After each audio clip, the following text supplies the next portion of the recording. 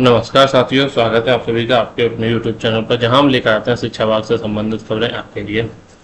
साथियों, जैसा आप सभी को पता है कि प्राथमिक और उच्च प्राथमिक के बेसिक विभाग में सभी अध्यापकों को 1 साल के टाइम पीरियड पर एक EL अर्जित अवकाश दिया जाता है। इस EL के बारे में बहुत सारे ऐसे मिथ हैं, गलत धारणाएं बना रखी हैं कि इस EL को हम इस तरीके से ले सकते हैं, ये ले सकते हैं। तो उसके बारे में अलग अलग लोगों के बारे में अलग अलग धारणाएं बना रखी हैं। हम वो आज इस वीडियो में आपको समझाने की कोशिश करते हैं कि EL के बारे में क्या सही नियम है। वीडियो प्रारंभ करने से पहले आप सभी से अनुरोध है कि अभी भी बहुत सारे ऐसे साथी हैं जिन्होंने चैनल को सब्सक्राइब नहीं किया है, तो कृपया चैनल को सब्सक्राइब करके वीडियो को लाइक, शेयर और कमेंट करना ना भूलें। बात करते हैं वीडियो में परिषदीय स्कूलों में EL अर्जित अवकाश के बारे में सही जानकारी।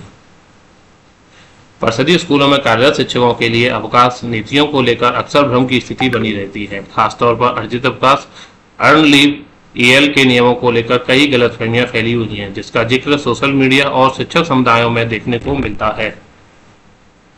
कुछ हेडमास्टर्स या प्रभारी शिक्षकों के द्वारा भी गलत जानकारी साझा की जाती है, जिससे शिक्षकों को अपनी हकदारी का सही उपयोग करने में परेशानी होती है। इस आर्टिकल में हम EL से जुड़े नियमों को स्पष्ट करेंगे ताकि शिक्षकों को सही जानकारी मिल सके। EL क्या है और कितनी मिलती है? परिषदीय विद्यालयों में शिक्षकों को प्रतिवर्ष एक अर्जित अवकाश EL प्रदान किया जाता है। यह अवकाश शिक्षक अपनी सुविधा के अनुसार उपयोग कर सकते हैं।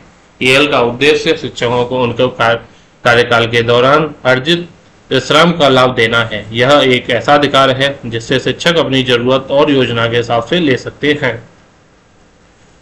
EL के उपयोग के नियम। EL के उपयोग का पहला नियम है स्वतंत्र प्रयोग। EL को लेने के लिए यह जरूरी नहीं है कि शिक्षक की आकस्मिक अवकाश कैजुअल लीव की सीमा समाप्त हो जाए।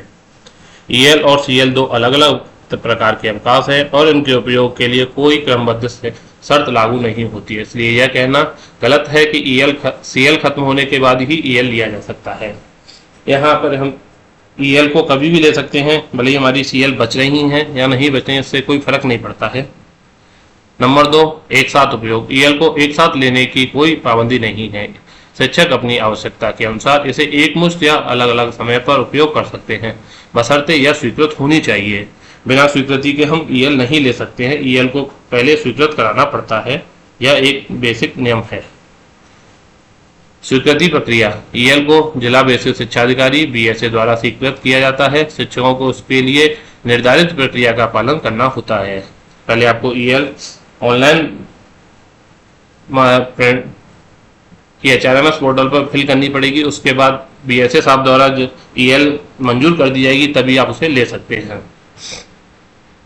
EL का भुगतान नहीं होता है। यह ध्यान रखना जरूरी है कि यदि EL का उपयोग नहीं किया जाता है और यह बच जाता है तो इसका कोई नगद भुगतान इनकैशमेंट बेसिक वेतन में नहीं होता है। इसलिए शिक्षकों को सलाह दी जाती है कि वे इस अवकाश का उपयोग अपनी सुविधा और जरूरत के अनुसार समय रहते कर लें। जैसा कि बहुत सारे विभागों में या राज्य कर्मचारियों, केंद्र कर्मचारियों को EL नहीं लेने पर उन्हें कैश मिलता है, नगद भुगतान मिलता है। वो 300 दिन तक का अपनी सेवा के अंतर्गत जमा कर सकते हैं, उसका पेमेंट मिलता है। लेकिन बेसिक शिक्षा विभाग में इस तरीका कोई नियम नहीं है, तो आपको EL अपनी ख़त्म कर लेनी चाहिए समय से।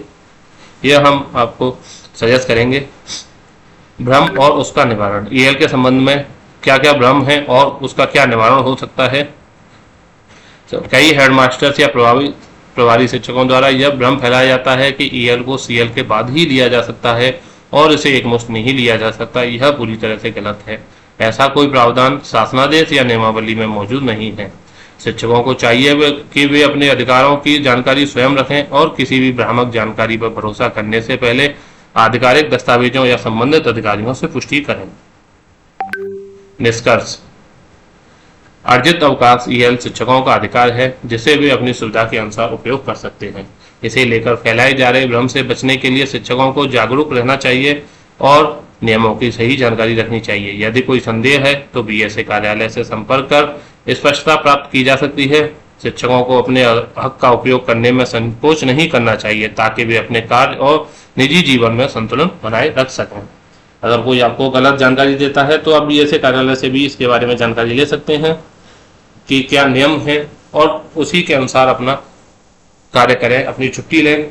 कोई किसी तरीके के भ्रम में ना रहे कि एक मुश्त नहीं ले सकते हैं, कि पहले ये नहीं कर सकते, वो नहीं कर सकते। आप स्वतंत्र हैं, अपने हिसाब से ईएल ले सकते हैं। परिषदीय स्कूलों में ईएल प्रतिवर्ष 1 मिलती है, जिसका उपयोग अध्यापक अपनी सुविधा अनुसार कर सकता है। ईएल बचे रहने पर उसका भुगतान बेसिक में नहीं होता है, ईएल बीएसए स्वीकृत करता है। ऐसा कोई प्रावधान नहीं है कि सीएल खत्म होने के बाद ही ईएल ले सकते हैं या फिर ईएल एक साथ उपयोग में करें। बहुत से हेडमास्टर इंचार्ज भ्रम फैला के रखे हैं। यह वीडियो शिक्षकों को सही जानकारी देने और भ्रम दूर करने में मदद करेगा। यदि आपको इसमें कोई बदलाव या अतिरिक्त जानकारी चाहिए तो कृपया हमें वीडियो के कमेंट बॉक्स में कमेंट करना ना भूलें। तो साथियों, ये थी ईएल से संबंधित जानकारी जो कि आपको पता होनी चाहिए। वीडियो को अंत तक देखने के लिए धन्यवाद। मिलते हैं किसी अन्य वीडियो में।